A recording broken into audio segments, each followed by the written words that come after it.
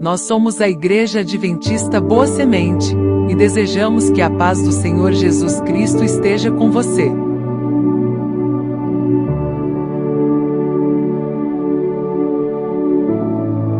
Estamos muito felizes com a sua companhia. Aproveite para se inscrever em nosso canal, ativar o sininho para sempre ser avisado sobre novos conteúdos referente à nossa escola bíblica presencial, que acontece todos os sábados, às 9 horas da manhã. Estamos esperando por você.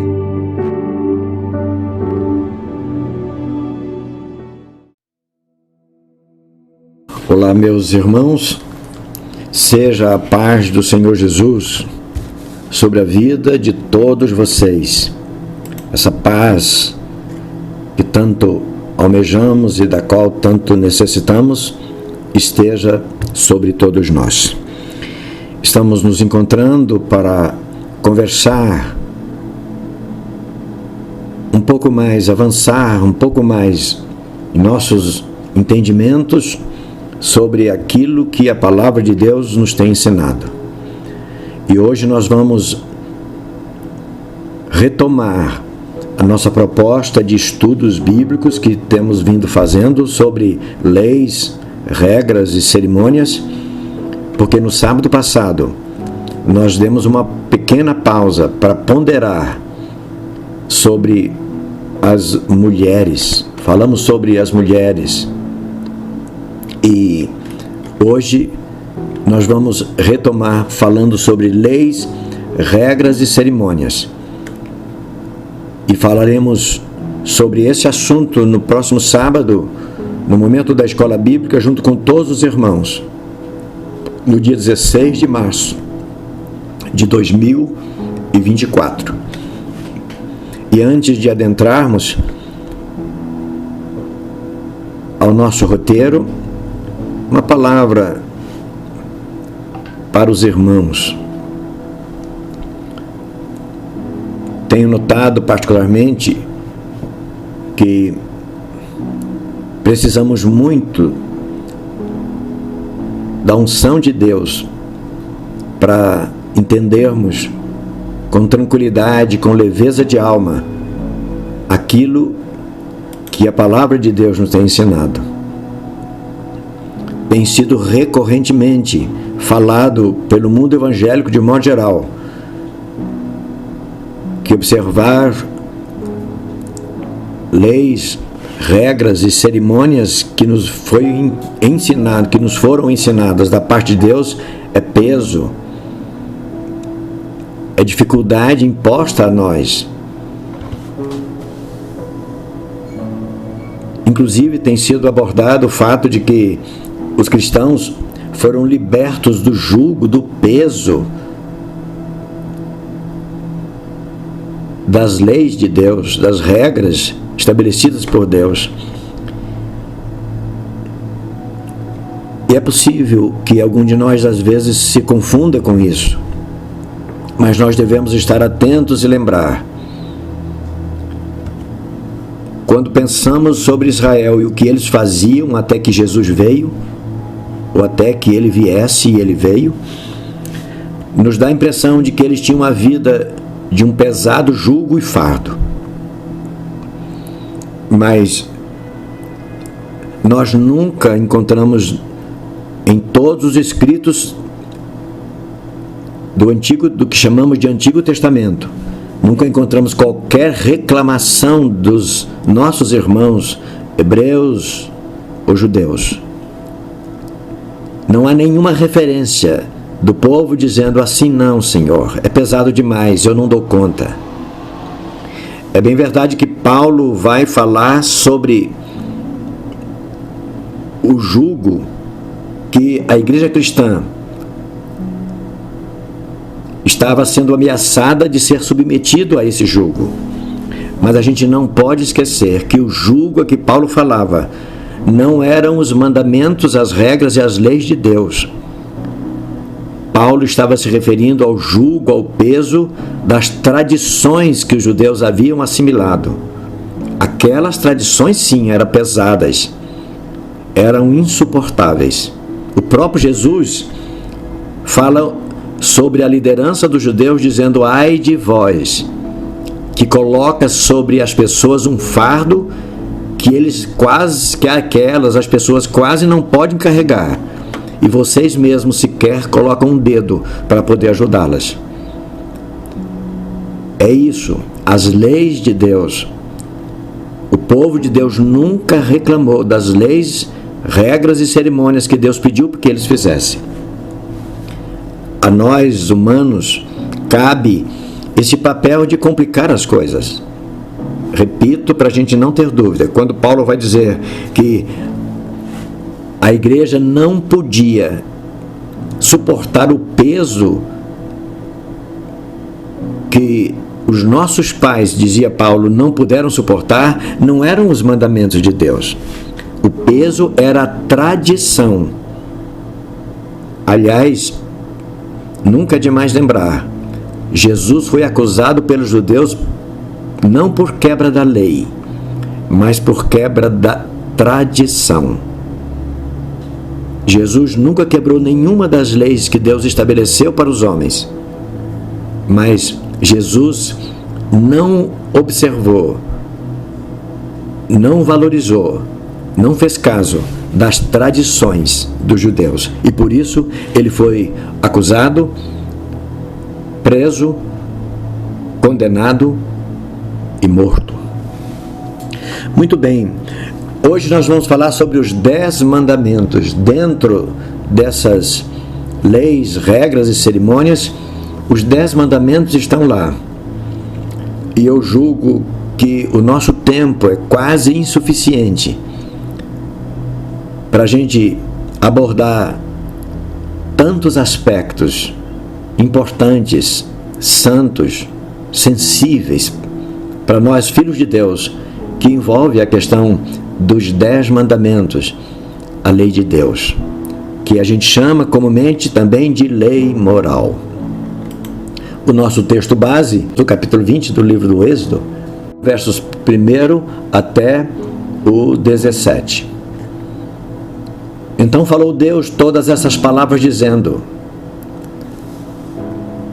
me permita fazer algumas abordagens durante a leitura, e uma delas, a primeira, é que, note, quando você vai observar todas as demais leis, regras e cerimônias que Deus passou ao povo através de Moisés, você vai encontrar, veja o livro de Levítico, por exemplo, Números também, Deuteronômio vai dizer isso também, essa forma de expressão. Deus se dirigia a Moisés na seguinte forma, como está escrito lá: e falou Deus a Moisés e a Arão, dizendo: escreve ou diga ao povo, fale ao povo. Mas em relação aos 10 mandamentos, Deus não mandou Moisés fazer nada. Deus não mandou Moisés escrever. O texto é claro e objetivo. Ele falou essas palavras, dizendo, e aí são os 10 mandamentos da sua lei. O alerta aqui no verso 2: eu sou o Senhor teu Deus, eu te tirei da terra do Egito, eu te tirei da casa da servidão. E aí o primeiro mandamento: não terás outros deuses diante de mim. Verso 3: não farás para ti imagens de escultura, nem alguma semelhança do que há em cima nos céus, nem embaixo na terra, nem nas águas debaixo da terra. Verso 5: não te encurvarás a elas, nem as servirás, porque eu, o Senhor teu Deus, sou Deus zeloso. Eu visito a maldade dos pais nos filhos até a 3ª e 4ª geração daqueles que me aborrecem, e faço misericórdia em milhares aos que me amam e guardam os meus mandamentos. Terceiro mandamento: não tomarás o nome do Senhor teu Deus em vão, porque o Senhor não terá por inocente o que tomar o seu nome em vão. Quarto mandamento, versos 8: lembra-te do dia do sábado para o santificar. 6 dias trabalharás e farás toda a tua obra, mas o 7º dia é o sábado do Senhor teu Deus. Não farás nenhuma obra, nem tu, nem teu filho, nem a tua filha, nem o teu servo, nem a tua serva, nem o teu animal, nem o teu estrangeiro que está dentro das tuas portas. Porque em 6 dias o Senhor fez os céus e a terra, o mar e tudo o que há neles. E ao 7º dia descansou. Portanto, abençoou o Senhor o dia do sábado e o santificou. Verso 12, o 5º mandamento. Honra teu pai e tua mãe, para que se prolonguem os teus dias na terra que o Senhor teu Deus te dá. Verso 13, o 6º mandamento. Não matarás. Verso 14, o 7º mandamento. Não adulterarás. Verso 15, o 8º mandamento. Não furtarás. Verso 16, o 9º mandamento. Não dirás falso testemunho contra o teu próximo. E o verso 17, o 10º mandamento. Não cobiçarás a casa do teu próximo. Não cobiçarás a mulher do teu próximo, nem o seu servo, nem a sua serva, nem o seu boi, nem o seu jumento, nem coisa alguma do teu próximo. Estes são os 10 mandamentos. Muito bem, na introdução está dito aí que os 10 mandamentos estão dentro do contexto das leis, regras e cerimônias que foram entregues aos hebreus quando estavam a caminho para Canaã, sobre as quais falamos dessas regras, leis e cerimônias, algumas delas nesses últimos sábados. Contudo, os 10 mandamentos, também chamado de decálogo, refletem uma realidade muito diferente e totalmente à parte do regramento que disciplinava os ritos do culto praticado pelos irmãos hebreus e aquele culto que se praticava desde Adão, naturalmente depois que entrou o pecado. E até que Jesus viesse, aqueles regramentos foram observados. Entretanto, diferentemente das leis, regras e cerimônias que regulavam o culto e eram temporais, eles cessariam com a vinda do Messias. Os 10 mandamentos são universais, atemporais. Se alguém tem estranha a palavra atemporal, o atemporal é aquilo que não é sujeito ao tempo. Ele não está sujeito ao tempo. Os 10 mandamentos, portanto, eles eram atemporais em seus princípios e estão na base que regem, aliás, na base que rege as leis e condutas da sociedade de todos os tempos e nações, com suas variáveis e adequações, independentemente das práticas religiosas adotadas por cada povo. Portanto, o que cada um desses mandamentos enuncia é muito mais amplo e está acima de qualquer regramento cerimonial. Irmãos, esta síntese, ela é muito importante. Não porque somos nós que estamos a dizê-la, mas ela é importante porque existem verdades aqui que a maioria da cristandade nega. Os 10 mandamentos são atemporais. E eles estão na base que rege as leis e condutas da sociedade de todos os tempos e nações. Preste atenção. Independente das práticas religiosas desses povos. A lei moral, os 10 mandamentos, rege a conduta de todos os povos, de todos os lugares, de todos os tempos. Nós estamos a apontar aí o que escreveu Tiago no capítulo 1 e o verso 25 desse capítulo. Eu vou ler para vocês. Preste atenção. Tiago escreve: aquele, porém, que atenta bem para a lei perfeita da liberdade. Irmãos, cada palavra é importante a gente observar. lei perfeita da liberdade. Claro que nós não conseguimos entrar na mente inspirada de Tiago quando ele escreveu isso, mas é possível a gente perceber o que estava em mente quando ele escreve isso. Irmãos, olha, lei perfeita da liberdade. Você acha que Tiago estaria definindo aquela lei que dizia que o sacrifício devia ser apresentado um cordeiro de 1 ano, sem mancha, perfeito? Você acha que aquela lei, Tiago está se referindo àquele regramento como lei perfeita da liberdade?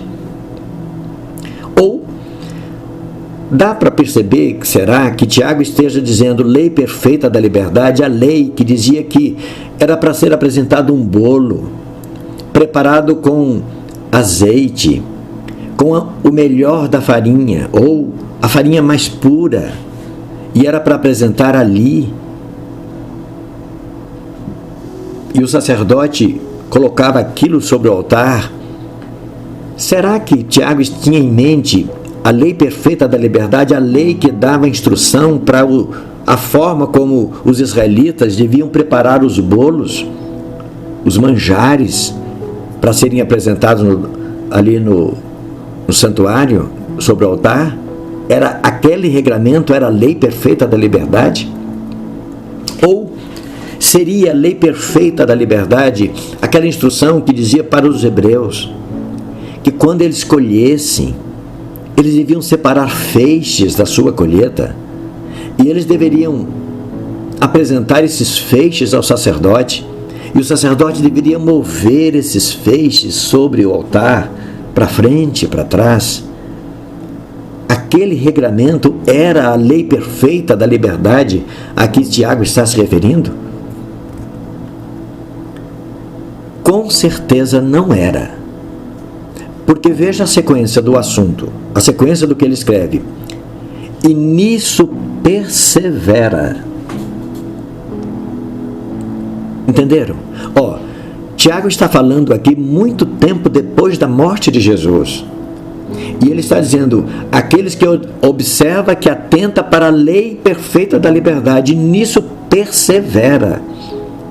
Se ele estivesse falando como a lei perfeita da liberdade, aquelas leis que apresentavam o regramento a respeito do tipo de animal que era ofertado, o tipo de alimento que era ofertado, a forma como se preparavam os feixes para serem ofertadas, e assim por diante, e nisso persevera, então ele está dizendo, e continua fazendo. Tiago não estava falando dessas leis, com certeza, não, ele não tinha em mente aquelas leis, porque aquelas leis o próprio Tiago já sabia, ele não fazia mais aquilo, porque Cristo havia vindo, e aquilo que aquelas leis apontavam já tinha sido realidade. E ele continua na mesma direção, dizendo assim, não sendo, olha o verbo ser aí, no presente, não sendo agora ouvinte esquecido. Ora, se eu não faço mais, como é que eu não vou ser ouvinte esquecido? Mas fazedor da obra. Entenderam? De novo, Tiago está dizendo, quem faz aquilo que a lei perfeita da liberdade aponta, ele conclui dizendo, será venturoso, feliz, abençoado, bem-aventurado no seu feito. Entendeu a leitura? A lei perfeita da liberdade, Tiago escreveu, quem atenta para ela é bem-aventurado, é feliz, é venturoso, é próspero naquilo que faz. Naquilo que faz. Ele não está dizendo foi próspero naquilo que fez. Não, é próspero naquilo que faz. É venturoso naquilo que faz. Portanto, a lei perfeita da liberdade não pode ser aquelas leis. Tiago não poderia estar se referindo às leis das cerimônias, das regras que determinava dias específicos para o povo parar para fazer aquilo que eles estavam orientados a fazer. Não, aquilo não era a lei perfeita da liberdade a que se refere Tiago. Com certeza não era. Tiago está falando com certeza da lei perfeita da liberdade, os 10 mandamentos da lei de Deus e outras mais orientações complementares que se referiam exatamente à prática daqueles mandamentos que Paulo vai dizer, nós vamos ler lá no final da nossa reflexão, que era lei santa, justa e boa. Na reflexão 1, a gente vai dizer que em nossa leitura bíblica é prudente não tomarmos muito cuidado para não confundir os 10 mandamentos, também conhecidos como lei moral, com o termo genérico lei. Mesmo no Novo Testamento, em qualquer parte das Escrituras, na maioria das vezes, a palavra lei que aparece nos textos bíblicos faz referência ao conteúdo bíblico denominado Torá, que eram os 5 primeiros livros da lei. Lá os 5 primeiros livros da Bíblia, digo. Que, na verdade, uma boa parte dos 5 primeiros livros seria Gênesis, Êxodo, Levítico, Número e Deuteronômio. Mas uma boa parte do livro é histórico. Fala da criação, fala do dilúvio, das gerações de Adão, de Noé, e depois fala dos descendentes de Noé, fala sobre Nimrod, fala a confusão das línguas, e depois vem Abraão. Aí, Abraão entra o aspecto da aliança. Deus revela a aliança dele com Abraão. Mas ali no capítulo 15, mas logo em seguida o Gênesis retoma a história de Abraão. O pacto que ele fez com Deus, a aliança e as promessas que Deus fez para ele, o nascimento da sua descendência, Isaac, depois a história de Isaac, Jacó e os seus descendentes, e aí a gente vai depois com a história de Jacó e vai até o final do livro do Gênesis, até o capítulo 50. Não é? Então, no próprio livro do Êxodo também, nós temos uma boa parte do livro do Êxodo que fala sobre as pragas, o período que os israelitas estavam no Egito, a forma como a mão milagrosa de Deus operou até a saída deles, lá no capítulo 12. Então, uma boa parte é histórica, mas por vezes quando o termo lei aparece, está se referindo à Torá. A gente vai ver Jesus se referindo àquilo como lei, ou seja, os 5 primeiros livros da Bíblia. Um outro detalhe a que devemos estar atentos na leitura bíblica diz respeito ao fato de que a Bíblia menciona diversas leis. Então, nem sempre a palavra lei está se referindo, às vezes, a determinada lei. É preciso tomar cuidado para poder não generalizar ou não atribuir determinadas afirmações sobre a lei como se estivesse referindo a certas leis, porque as diversas vezes a palavra lei aparece referindo-se a leis diversas também. Mas, no geral, nós devemos atentar também para o seguinte: quando um mandamento... Então, vamos pensar aqui a questão de lei e mandamento que estão vinculados.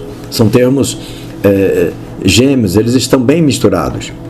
Então, quando um mandamento tem um alcance genérico, como tem cada um dos 10 mandamentos, o que seria alcance genérico? Seria o alcance geral. Atinge todas as pessoas. Atinge pessoas vividas em qualquer tempo e lugar. Isso é o alcance genérico. Como é o caso de cada um dos 10 mandamentos. Quando é o caso de mandamento com alcance genérico, ele traz em sua base um princípio. Não é? Ele traz como fundamento um princípio. E a gente deve estar atento a essa questão dos princípios. O que são princípios ou o que é um princípio? E aí a gente encontra que princípios são preceitos, leis e pressupostos.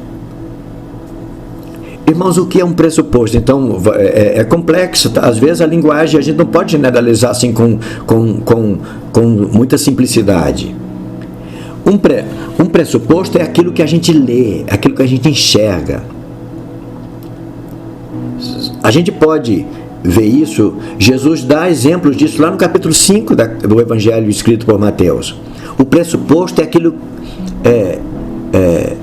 aliás, o pressuposto é aquilo que a gente não enxerga, não é? E o princípio é aquilo que a gente não enxerga. O princípio é aquilo que está na base. É aquilo que define o que está posto, que é a regra. É aquilo que está suportando a orientação que uma sociedade civilizada deve observar. O princípio é aquilo que serve de base para alguma coisa. É a causa primeira, é a raiz, é a razão. Então, um mandamento, quando a gente lê o mandamento, não matarás. Ora, não matarás quem não mata, então cumpriu o mandamento. Mas Jesus foi além, lembra? Lá no capítulo 5 de Mateus, está lá. Jesus diz, olha, ouviste que foi dito, não matarás, eu, porém, vos digo. Quer dizer, Jesus vai além do que está escrito no mandamento, não matarás. Ele se remete ao princípio, ao fundamento, ao que dava razão da existência do mandamento. Então, princípio vale para qualquer pessoa, qualquer tempo e qualquer lugar. E mais, o princípio é eterno e imutável. Princípio não está sujeito a uma sociedade. Princípio não está sujeito a um determinado tempo. Princípios são princípios. E vale notar que os 10 mandamentos, ainda não por acaso, eles não foram escritos por Moisés. O próprio Deus escreveu. Ele não foi escrito num livro. Ele foi escrito pelo próprio dedo de Deus. Aí está no capítulo 31 e o verso 18, o último verso desse capítulo, quando vai dizer: e deu a Moisés, falando das tábuas da lei, quando acabou de falar com Moisés lá no Monte Sinai, depois de ele acabar de falar com Moisés, ele deu a Moisés as 2 tábuas do testemunho. Daí muitas vezes a gente ouve falar nos testemunhos de Deus, os mandamentos. Deu a Moisés as tábuas dos testemunhos, tábuas de pedras, escritas pelo dedo de Deus. Presta atenção. Por quê? Se Moisés escreveu tanta coisa, os 10 mandamentos cabem ali, no que nós temos na divisão das nossas Bíblias, 17 versos do capítulo 20 do livro do Êxodo. Moisés escreveu 5 livros, não podia ter escrito aquele trechinho, 17 versos apenas. Mas não, Deus escreveu com o seu próprio dedo. Cada mandamento tem um princípio. Tem um princípio. Só para a gente confirmar isso que a gente está falando, Jesus fala sobre essa questão dos princípios. Por exemplo, no capítulo 5 aqui do Evangelho escrito por Mateus, verso 21, ouvistes o que foi dito aos antigos, não matarás, mas quem matar será réu de juízo. Ok, quem realmente, objetivamente, tirar a vida de alguém será réu. Eu, porém, vos digo, o segundo mandamento só vai ser réu de juízo quem tirar a vida de alguém. Mas Jesus remete-se ao princípio sobre o qual estava a lógica desse mandamento, não matarás. Eu, porém, vos digo, qualquer que sem motivo se encolorizar contra seu irmão, já será réu do juízo, tal qual aquele que tirou a vida do seu semelhante. Entendeu? No verso 27, está dizendo assim, ouvistes o que foi dito aos antigos, não cometerás adultério. Então, se alguém não se deitar, enquanto alguém não se deitar com uma outra pessoa que não seja o seu cônjuge, não cometeu adultério, cumpriu a lei. Isso é o que se chama de legalismo. Simplesmente cumpriu o texto da lei, o que está posto. Mas o pressuposto da lei, do mandamento, que diz não cometerás adultério, isso é o que está posto. O pressuposto é que qualquer que atentar para uma mulher para a cobiçar, já cometeu adultério com ela no seu coração. Portanto, tem a mesma condenação. Está debaixo da mesma condenação. Entenderam, irmãos? Acho que com esses dois exemplos, Jesus disse mais ali, mas com esses dois exemplos acho que é suficiente para a gente entender o que são princípios. E cada mandamento tem o seu princípio. Quer dizer, eles estão ali por algum motivo maior, por algum motivo mais amplo, por algum motivo mais profundo, que não está no texto, nas palavras dos mandamentos, mas está na ideia, naquilo que traz, que produz os mandamentos. E veja só, aquilo que é princípio, para a gente não ter dúvida, princípio vale para todas as nações do mundo. Qualquer que seja a religião adotada por essa nação, por esse povo, por essa pessoa. Princípio não é um caso religioso, é uma situação que está vinculada à vida, às pessoas, à sociedade. E os 10 mandamentos têm tudo a ver com o que está relacionado à vida e à sociedade. E são baseados em princípios, e princípios são atemporais, e não estão vinculados propriamente à religiosidade. Está vinculado à vida, à sociedade. Na sequência 1, a gente vai dizer que os 10 mandamentos são revestidos de importância vital para todos, crentes e não crentes, como já dissemos. Sem eles, impossível imaginar como seriam as famílias hoje, ou mesmo imaginar se ainda existiriam famílias. Se não fosse os mandamentos, os princípios que os embasam, os homens já teriam se destruído em seus vícios. E ainda mais, sem os princípios que dão sentido a cada um dos 10 mandamentos, o amor e o perdão há muito tempo teria desaparecido e o convívio humano teria se tornado uma coisa insuportável, insustentável. Por isso, podemos afirmar com certeza que os 10 mandamentos têm o sentido de nos abençoar e não nos escravizar. Viver sem eles é viver sem Deus. E viver sem Deus é viver sem os 10 mandamentos. Olha o que Moisés escreveu já no final, quando ele copia as leis para entregar àquela geração que ia entrar em Canaã e tomar posse lá. Olha em relação às leis o que ele disse: os céus e a terra tomo hoje por testemunha contra ti, que te tenho proposto a vida e a morte, a bênção e a maldição. Escolhe, pois, a vida para que vivas tu e a tua semente. Olha o verso 20. Amando ao Senhor. Lembra da chamar Israel? Ouve, Israel, o Senhor nosso Deus é o único Senhor. É o único Deus. Portanto, você vai amá-lo de todo o seu coração, com todas as suas forças. Olha, o que eu disse para vocês, vocês terão bênçãos, terão vida e não morte, bênção e não maldição, vocês e a vossa descendência. Vocês devem viver amando ao Senhor, dando ouvidos à sua voz e te achegando a Ele, pois Ele é a tua vida e a longura dos teus dias, para que fiques na terra que o Senhor jurou a teus pais, Abraão, Isaque e Jacó, que lhes havia de dar. Vida e a morte. Bênção e maldição. Irmãos, a vida não estava, a vida de que Moisés está falando, não estava nos sacrifícios, não estava nas oferendas. E você pode dizer, como assim? Se você lê o profeta Isaías no capítulo 1, profeta Oséias também, mas no capítulo 1 de Isaías, leia lá. Deus corrige Israel, repreende Israel, dizendo: quem mandou vocês estarem apresentando essas ofertas para mim? A fumaça que sai dos vossos holocaustos, das vossas ofertas de animais gordos, ela arde no meu nariz. Entende? Olha, o que Deus queria não era oferta.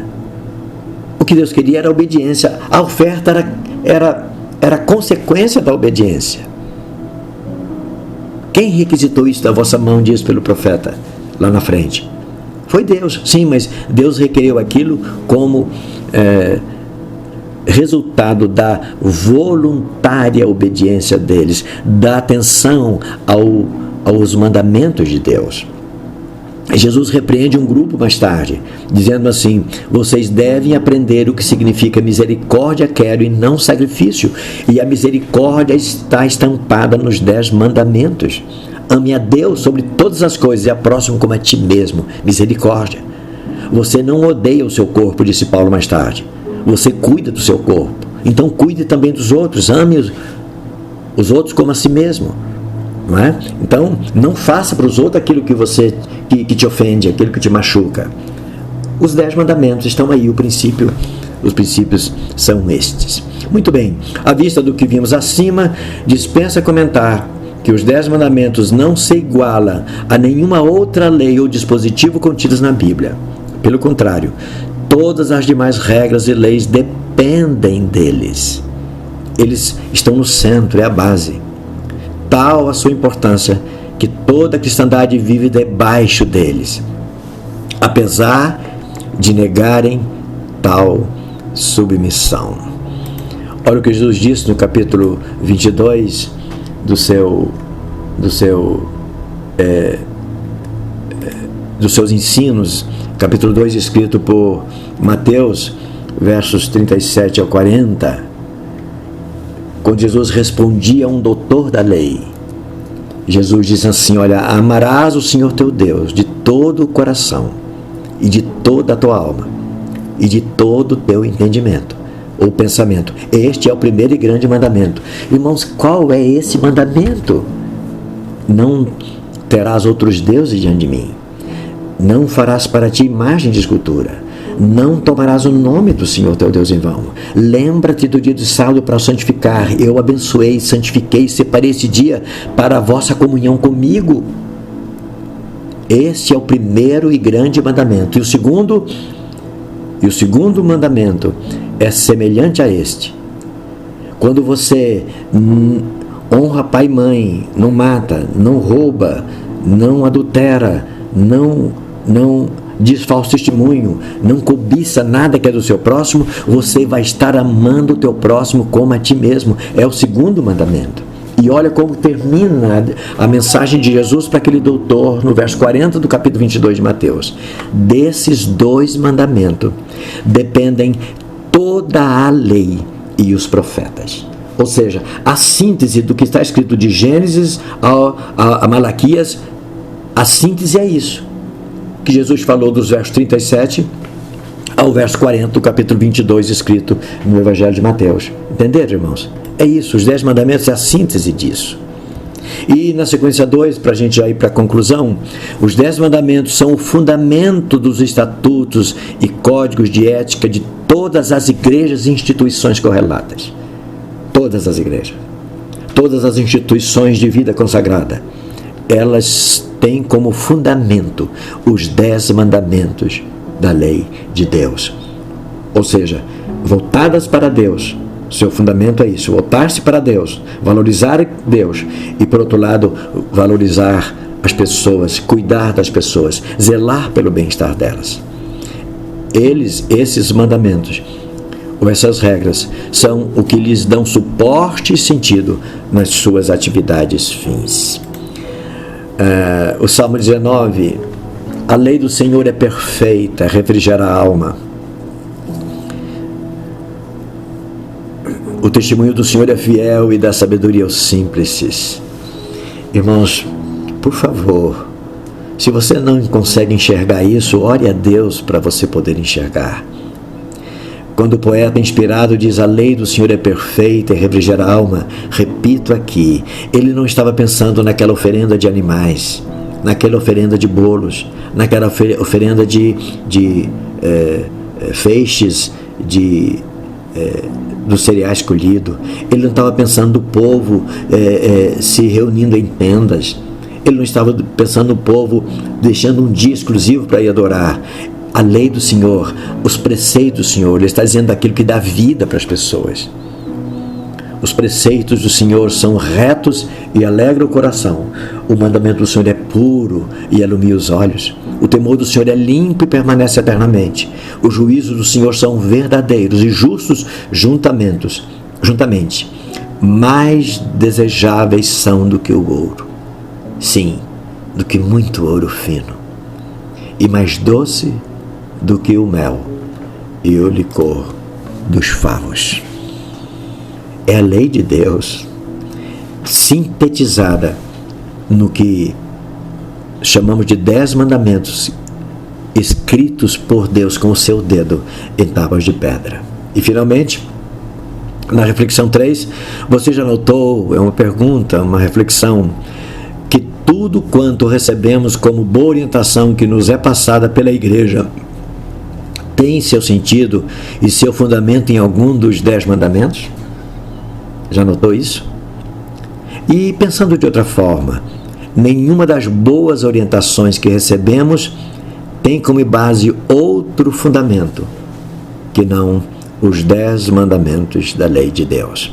Que Paulo, em Romanos 7 e verso 12, Paulo sintetizou com a mente de Cristo, dizendo: esses mandamentos contidos nesta lei, os 10, o decálogo, esta lei é santa, e o mandamento é santo, justo e bom.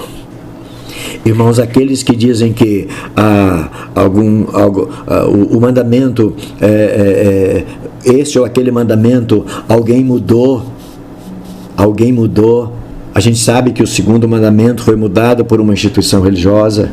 O 4º mandamento, alguém vai dizer: não, mas agora os cristãos resolveram, porque Jesus tal, então resolveram passar do 4º mandamento da lei de Deus para o domingo. Será que Paulo está dizendo o mandamento é santo, justo e bom? Será que Paulo está dizendo que essa mudança que as pessoas fizeram, ele estava se referindo, aprovando aquilo? Pode chamar que essa mudança, ela tem uma conotação de uma mudança santa, justa e boa? Com certeza não. A melhor forma que Deus escolheu para dizer a todos nós o quanto nos ama, foi passado para nós, dando-nos os 10 mandamentos. Por isso, Paulo sintetiza com sabedoria divina, com inspiração divina, dizendo: a lei é santa, os mandamentos são santos, justos e bons. Deus nos abençoe e nos faça entender e aplicar isso na nossa vida. Amém. Graças a Deus. Não perca o estudo da próxima lição. Fique na paz do Senhor Jesus e até breve.